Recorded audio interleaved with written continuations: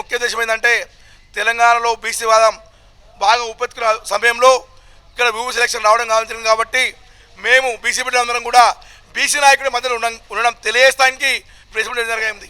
ఇక్కడ ఉన్న బీసీ బిడ్డలందరూ కూడా మరియు మా కమ్యూనిటీ అయిన ముదిరాజ్ బిడ్డలందరం కూడా మేము నవీన్ యాదవ్ గారికి సంపూర్ణ తెలియజేయడానికి ఈరోజు ఏవిక ఏర్పాటు జరిగింది.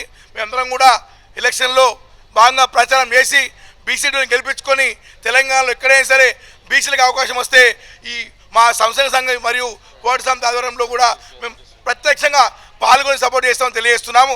ఇక్కడ ఇప్పటికైనా బీజేపీ పార్టీ కూడా 9 షెడ్యూల్లో పెట్టి మనం గౌరవించి 40% ఇస్తే విద్యా ఉపాధి రాజకీయ రంగాల్లో కూడా మేము బాగుపడతాం కాబట్టి మేము అవి సాధించే విధంగా కూడా సంఘం పనిచేస్తామని తెలియజేస్తున్నాము.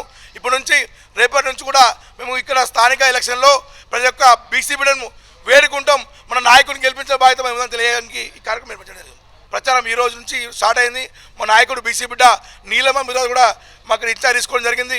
ఇప్పుడు అక్కడ వెళ్ళి నవీన్ మద్దతుగా షాలో కప్పడం జరుగుతుంది. ఈ రోజు నుంచే ప్రచారంలో పాల్గొని ఎక్కడున్న బీసీ బిడ్డలందరూ కూడా మనం బీసీ వాదం మీద నడవాల బాధ్యత ఉంది కాబట్టి మా ముదిరాజ్ బిడ్డలందరూ కూడా 20,000 ఓటున్నాయి. వాళ్ళు కూడా మీకు రావడం జరిగింది. వాళ్ళ సంపూర్ణంగా కూడా మేమందరం ముదిరాలము బీసీ సంఘాలను కూడా ఎట్టు ఉన్న మొత్తం కూడా మన నాయకుడు నవీన్ యాదవ్ గెలిపించే విధంగా మేము ప్రయత్నం చేస్తున్నాం.